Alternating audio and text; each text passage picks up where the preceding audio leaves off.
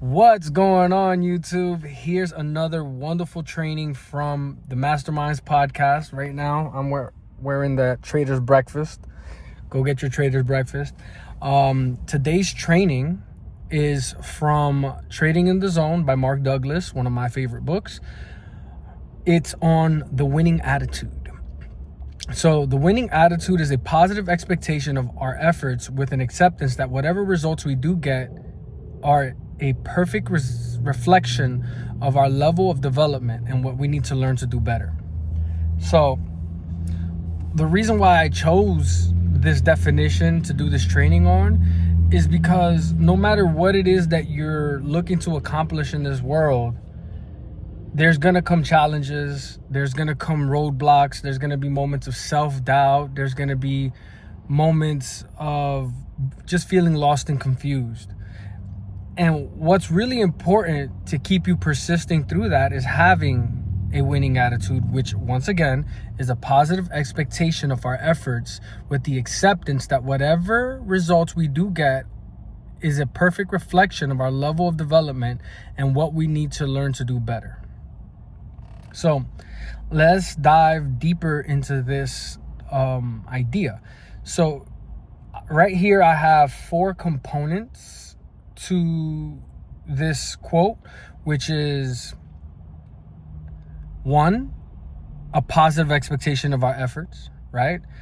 This means that we believe that our efforts matter, that we're showing up with the confidence that what we're doing is meaningful, that positive expectation is that there's going to be some sort of value coming from the things that we're doing. There's a component of self-belief where trusting in our capacity to influence the outcome, meaning that we are in control of the outcomes. Positive expectations. We are in control of the outcomes. If we just know how to take the right actions, the right results will come and flow. Hopefulness, which is the anticipation of success rather than the fearing of failure. So, a lot of us can spend time worrying about what if I fail, what if I do this. A winning attitude requires us to have that hopefulness, that feeling that what we're doing is getting us closer to that result, and we're anticipating successes in front of us instead of being afraid of what the failure would look like, making sure that we're moving towards positive ends. So when we expect positive outcomes, we are more likely to take initiative, because why would we take action if we didn't think it would make our situation better? It maintains motivation through challenges, meaning that you're more likely to be consistent if you have that positive expectation of a better future. And it helps us push beyond our perceived limits, because we are aware of the fact that we have perceived limitations that we can work our way out of. So the next component is 2, the acceptance of our results, meaning that instead of blaming others, instead of making excuses, and instead of getting discouraged, we start to say to ourselves, this is where I am, this is where I need to improve, and this is what I've learned. This mindset prevents ego from interfering with our growth. It turns disappointment into insight and success, and into stepping stones, not a resting place.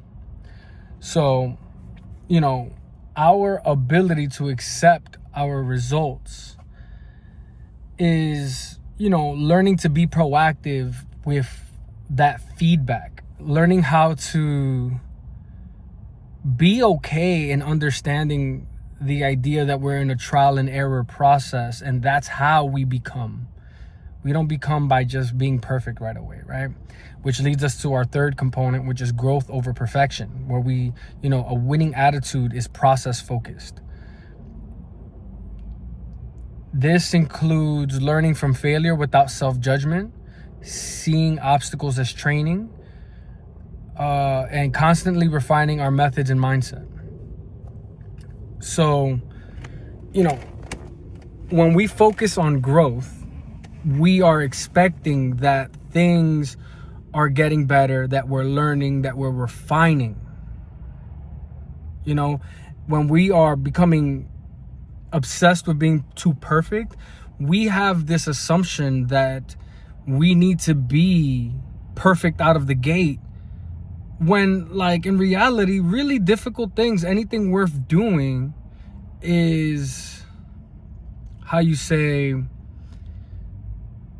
extremely difficult. Like, there is a barrier between these worthwhile things and the average person, because that's how you are able to separate people worthy of the results and people who are not worthy of the results. A lot of people get caught up in that. So the fourth component is resilience and emotional intelligence. And people that who have a winning attitude, they ask themselves, what is this teaching me? What can I do differently next time? And how can I use this moment to grow? So, you know, a winning attitude is really to anchor in this emotional resiliency that you'll need in the long term, because the entrepreneurship, artistic creativity, or anything moving towards a worthwhile goal that is, you know, very difficult, is gonna have this part of life where all you're doing is dealing with failure. So your ability to have the right attitude that allows you to, you know, make sure that the waters of your emotions are not too unstable. In summary, a winning attitude is not about always getting the best results, but about having the mindset that expect good things from hard work, accept all outcomes as feedback, not failure, use every experience to grow, and keep showing up with belief, integrity, and openness. So, you know,